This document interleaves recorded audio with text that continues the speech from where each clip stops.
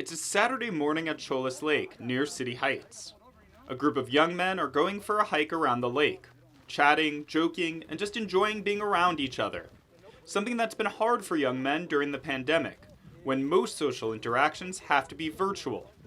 That distance is making an impact on the health of young men during such a pivotal time in their social development. Abdirazak Ahmed is a youth mentor at the United Women of East Africa, which runs programming focused on the mental health of young men. It's tough because you don't really know what people are going through, I know a lot of, before COVID, we were, in tune with what the kids were feeling, all the youth, and, they were open and talkative about their feelings and stuff. The community has been hard hit by the COVID-19 pandemic.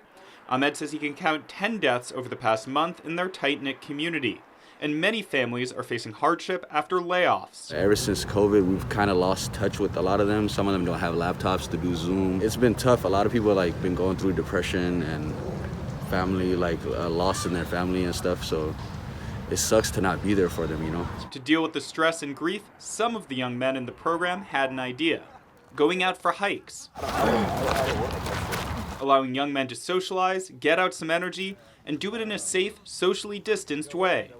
Mohammed Mousse helped put together the first hikes. Instead of being at home, and it's good because we're exercising at the same time, we're getting to know each other, there's newcomers, we're building that bond, so just in case when everything finishes up, COVID ends, we can still have that friendship. It's like a safe space for us to be with each other. Ahmad Mahmoud, who's been home from college at Berkeley during the pandemic, says this is all taking a toll on mental health.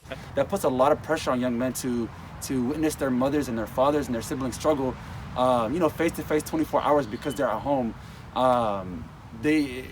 It causes a lot of anxiety, right? Sometimes leading to depression. Not being able to be with your brothers as you used to before, with your friends, not being able to go to school. As Muslims, Mahmoud explains, the interruption of the Friday prayer and hanging out afterwards with other young men has really hurt the community. They need places where they can ask questions, learn from each other, and just be in brotherhood and be in community. Abduli Haji is the organization's program manager. He said once the idea of going on hikes was put out there, young men started to show up by the dozens. They've been looking for ways to get active, because we're very social young men in the community. So ever since we've been locked down in the houses, playing video games and just eating and chilling, everybody's been putting on weight. So they've been looking forward to. That upends a stigma associated with hiking and some outdoor sports, that it's a white space and not inclusive for the black community. 2 weeks ago when we were doing hiking, and I invited a lot of my friends and my family, I would say 90% of the response was, why were we gonna go do that? That's a white people thing, And I don't blame them, because if you look at the history of the country, when it comes to activities, recreational activities like hiking, swimming, etc., it was activities that black people were barred from participating in. That's why the group feels it's important to show solidarity, trying something new while being close together and changing the perception of who hikes in America. That means a lot. Okay. Just for my eyes to see this, I'm like, thank you, God, thank you.